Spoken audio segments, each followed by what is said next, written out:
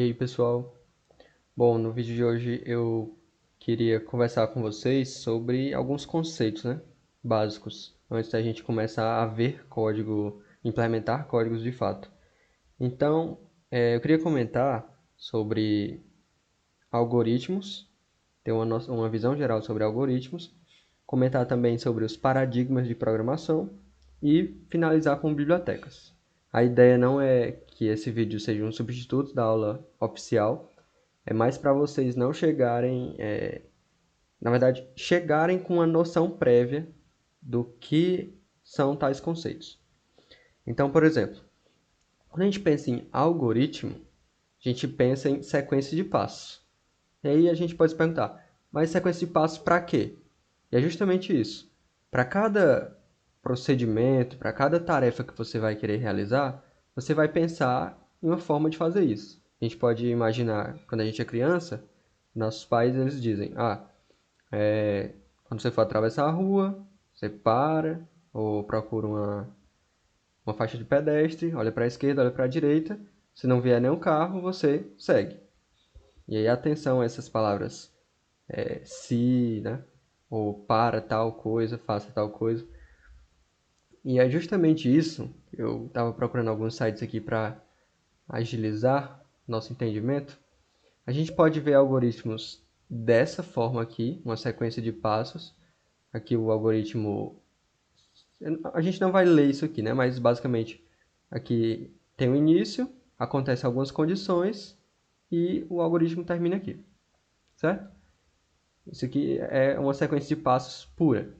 Mas a gente também pode, pura descritiva, né?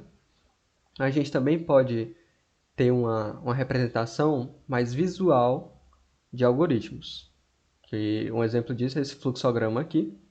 E o que está acontecendo? Tem um problema, o candeeiro não está acendendo,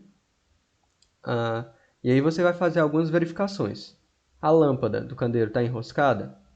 Aí você faz esse check. Não está enroscada, então você realiza tal ação. Se tiver enroscada, você vai para o próximo check, para a próxima checagem. Se ela tiver com problema no filamento, né, a lâmpada está fundida, se tiver, você troca a lâmpada. Se não tiver, então você compra um novo candeeiro. É isso que esse fluxograma está indicando. Eles têm essas condições aqui no meio. Bom, então aqui tem, eu vou deixar esses sites todos que eu vou falar aqui para vocês na descrição. E essa é uma visão geral. Na programação, a programação em si ela é uma ferramenta para você resolver problemas. E o jeito de você usar programação para resolver problemas é desenvolver algoritmos. E aí, pensando nisso, na vida real, né, existem diversos problemas que podem ser resolvidos de diversas formas, alguns mais eficientes, outras menos. Porém, a gente pode pensar num jeito de programar associado a determinado tipo de problema. Por exemplo, aqui a gente vai ter uma série de procedimentos, né? Que é justamente o que a gente chama de paradigma de programação procedural. Você vai fazer umas análises e vai realizar um determinado procedimento nessa análise. Deixa eu mostrar aqui esse código. Pronto. Esse código, escrito na linguagem C, como está no título aqui, ele é feito para você adicionar dois inteiros. Então vamos tentar passar rápido aqui.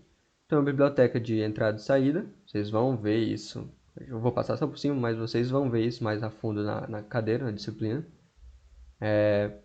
E aqui, retorno da função, aqui a função principal, passa nenhum parâmetro. O que vai acontecer nessa função? Declarar essas variáveis aqui, chamadas number1, number2 e soma. Eu vou imprimir no console entre os dois inteiros, né? Coloque os dois inteiros. E aí essa linha aqui é justamente para essas duas variáveis na memória do computador. Essas variáveis elas são armazenadas no espaço de memória que tem no computador, para ele efetuar os cálculos posteriormente. Então, essa linha de código é justamente para capturar os valores dessas variáveis Aqui ocorre o cálculo em si, você vai somar, e depois você imprime no console da IDE que você está utilizando, do ambiente de desenvolvimento que você está utilizando, a expressão, né, o cálculo que você fez. Número 1 mais número 2 vai dar igual a soma, que é o que está descrito aqui. E aí ele retorna um inteiro, que é justamente o que está dizendo aqui. De novo, passei rápido, não é para vocês terem entendido, pelo menos, assim, dá para ter uma visão geral, né? E aqui é a saída desse código. A gente pode ver aqui o que acontece no console. Imprime essa string, que é uma sequência de caracteres ou de letras e símbolos. A pessoa, né, que está digitando no console, ela coloca 12 e depois 11. E o que é mostrado no console é o cálculo que o programa faz. É 12 mais 11 igual a 23. Certo?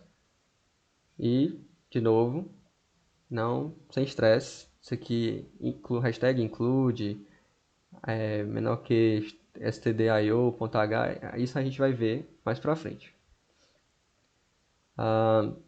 E essa é uma forma de programar chamada procedural. Você simplesmente está fazendo um procedimento.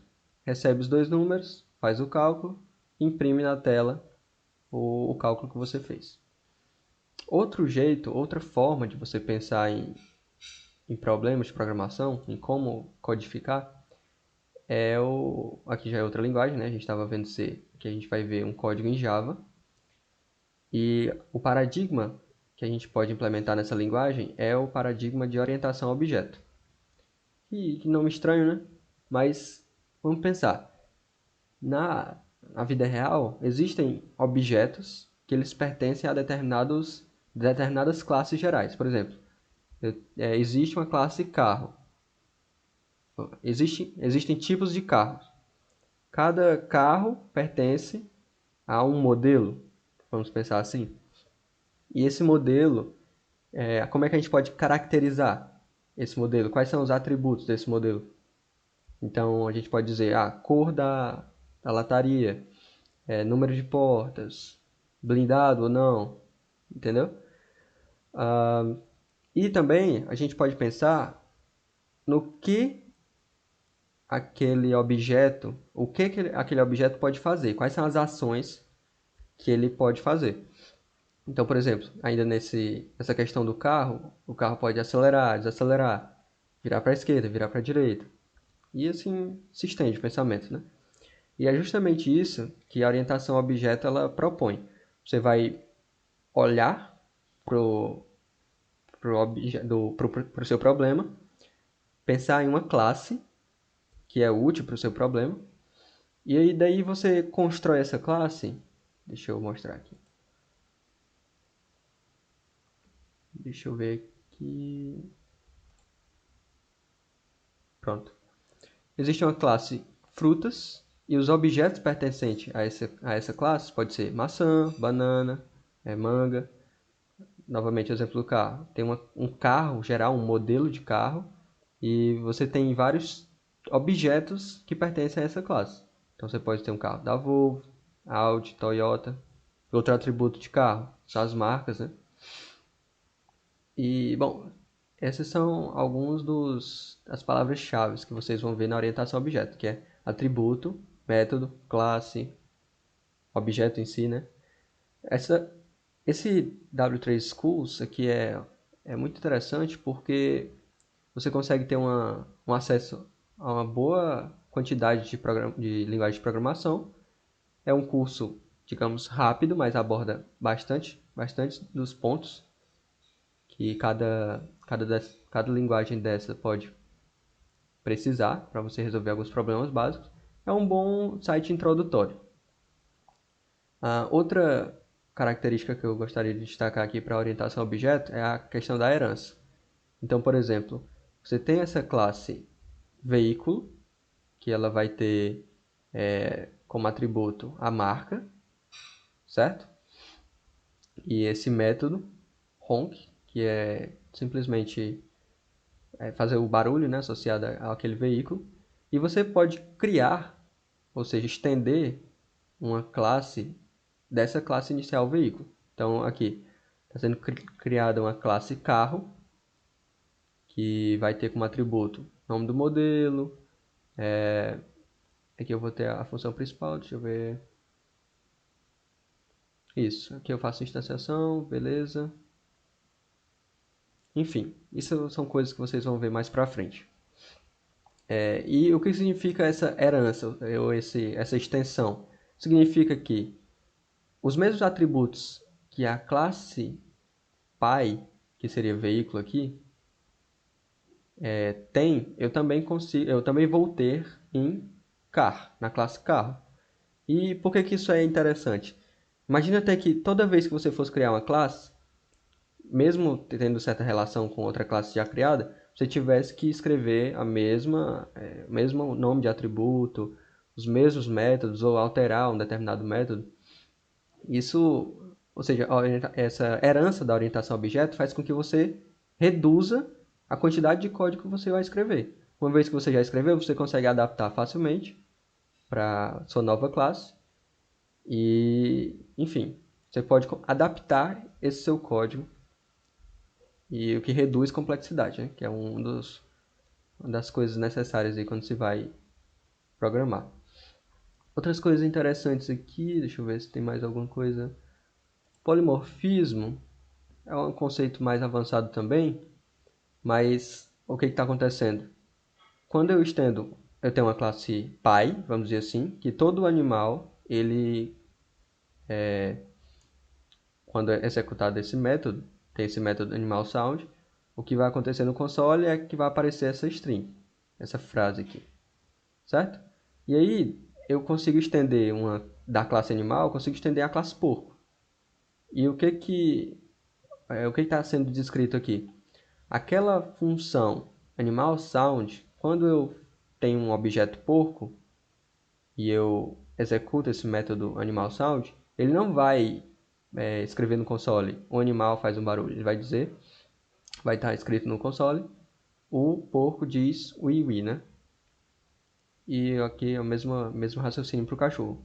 Ou seja, por mais que a sua classe, a sua classe pai, né? A classe que você vai derivar as outras, ela tenha um certo método associado, ou seja, fazer um determinado barulho. Quando você vai para uma classe filha, no caso do porco, você consegue alterar facilmente o método para aquela determinada classe. O mesmo nome de método, então você vai associar essa nova ação, certo? A essa classe nova. Aí, de novo, vocês vão ver isso mais profundamente na cadeira de programação orientada a objeto ou técnicas de programação 1, se eu não me engano. Bom, já vimos uma linguagem essencialmente procedural, Java tem a orientação a objeto. Eu queria falar para vocês sobre os outros dois paradigmas de programação. Aqui no site da Microsoft também tem alguns documentos, algumas documentações de fato sobre algumas linguagens. E outro paradigma de programação que a gente pode pensar é uma linguagem orientada a evento. Então a gente pode imaginar como ocorre no jogo. Eu vou ter um procedimento, um código procedural para o que eu clicar no mouse acontecer determinada ação no jogo, ou o que o meu boneco faz no jogo é executar um método, mas aí a gente pode pensar em um jeito, em um código que seja orientado a evento. Então, eu tenho um determinado botão no meu jogo. Quando eu clicar nele, o que vai acontecer? Então, essa é a questão da orientação a evento. E eu citei o jogo porque é uma coisa comum, né? Você consegue entender mais facilmente. Rapidamente, para a gente ter um exemplo de código, aqui eu crio um botão. As coisas são semelhantes. Eu vou ter um botão chamado botão 1, da classe botão, certo? Button. E eu vou ter esse form one aqui, que vai ter esse botão. O que ocorre aqui eu defino alguns parâmetros, né? Como se fossem atributos. Mas aqui, ó, tamanho do botão, localização do botão, o que vai ter dentro do botão, o texto, né? E aí eu adiciono ele a uma lista de controles que vou ter no meu jogo, por exemplo. No meu caso aqui, acho que é um formulário, né? Enfim, serve para os dois. E aqui eu vou associar o clique que eu dou nesse botão a um certo evento, que é Event Handler, certo? Enfim, esses dois paradigmas de programação, que eu vou mostrar, esse de agora, que é orientado a evento, e o próximo, que é programação funcional, eles são um pouco mais avançados. Vocês vão começar vendo programação procedural, provavelmente em C. A próxima linguagem assim, que vocês vão ter contato, pelo menos de forma oficial, vai ser uma linguagem de orientação a objeto. E no meu caso, o professor escolheu Java, mas podia ser outras linguagens. Tem tanta linguagem hoje que você escolhe, assim. Bom, pulando logo, porque a aula já deve estar ficando estendida. Programação funcional. O que a gente pode imaginar com esse nome, né? Funcional, função, matemática. E é justamente essa linha de raciocínio. A gente vai ter determinados problemas que uma modelagem mais matemática é desejada, justamente por o estilo do problema, o estilo de resolução do problema ser de interpretação matemática pelo nosso pensamento. Aqui eu peguei esse problema aqui, esse código, na verdade. Tá. O que está acontecendo aqui? Eu estou criando um valor, certo? Uma variável valor. E aqui existem duas funções, que é uma função que recebe um determinado valor e soma 2 a ele, e essa função que dobra o valor daquele número que eu vou passar como parâmetro.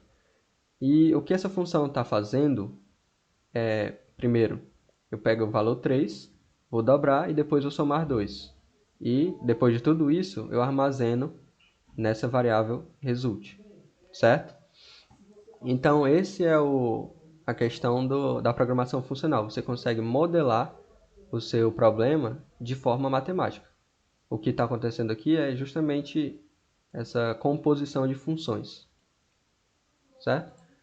Mas, Caio, por que isso é interessante? Assim, eu consigo pensar num jeito de fazer procedural? Sim.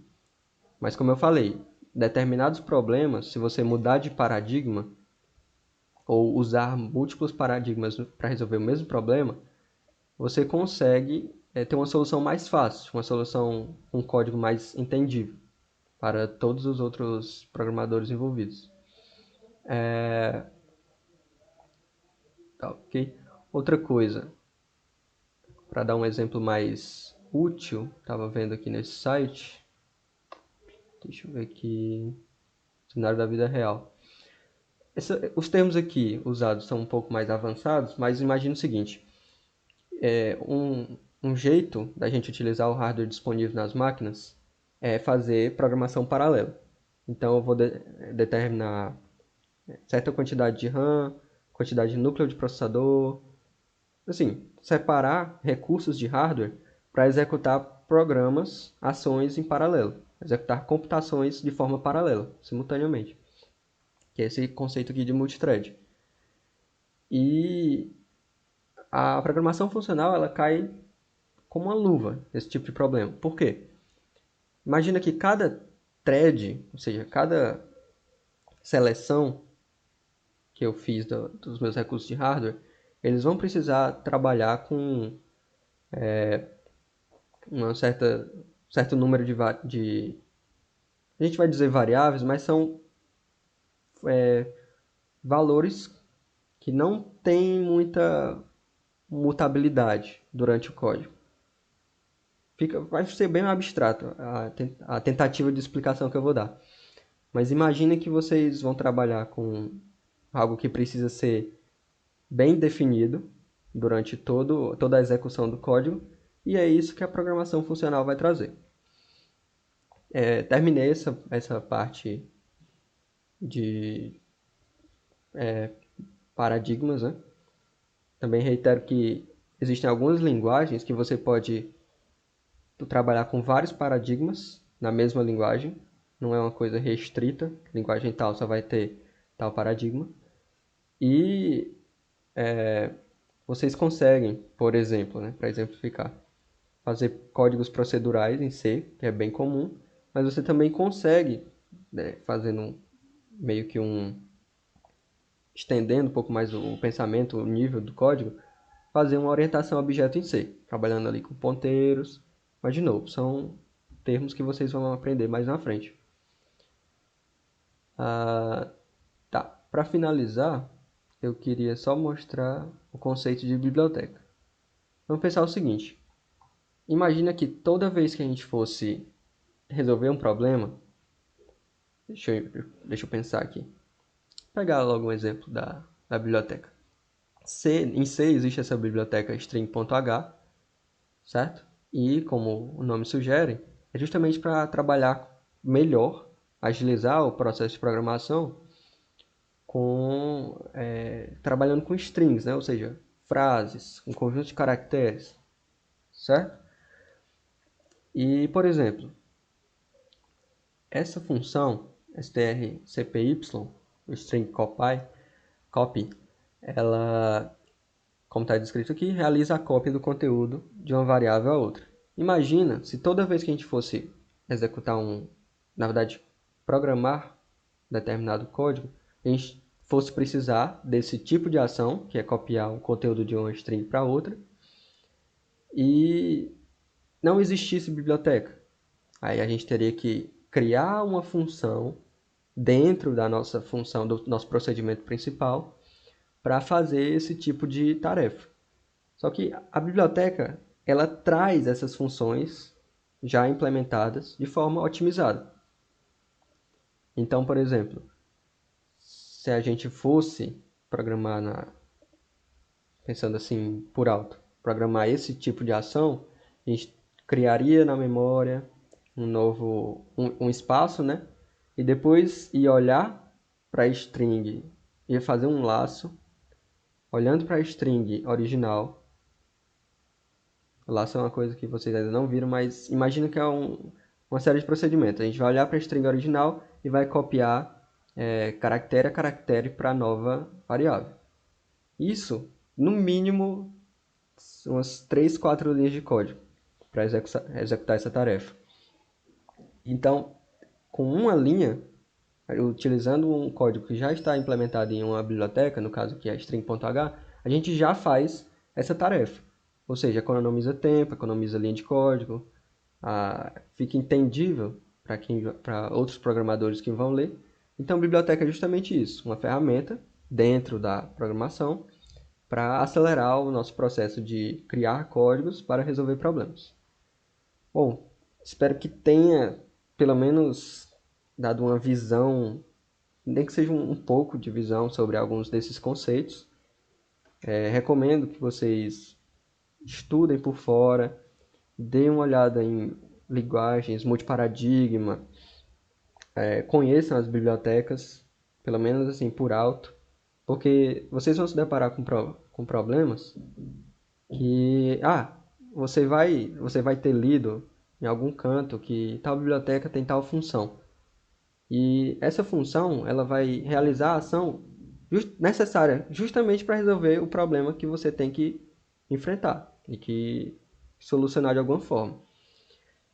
E sabendo, se você já tiver conhecimento por alto dessas bibliotecas, você já vai ter uma noção de que é resolvível e você já vai saber o caminho. É muito importante você ter esse conhecimento para agilizar no seu processo de programação. Bom, galera, é isso. Novamente, recomendo que vocês estudem, leiam, vejam vídeos. Tem muito material bom, gratuito aí na internet. Principalmente Eu não vou nem recomendar sites, porque são tantos, mas esse aqui é muito bom, da L3 Schools. Enfim, bom galera, vejo vocês na próxima aula. Valeu!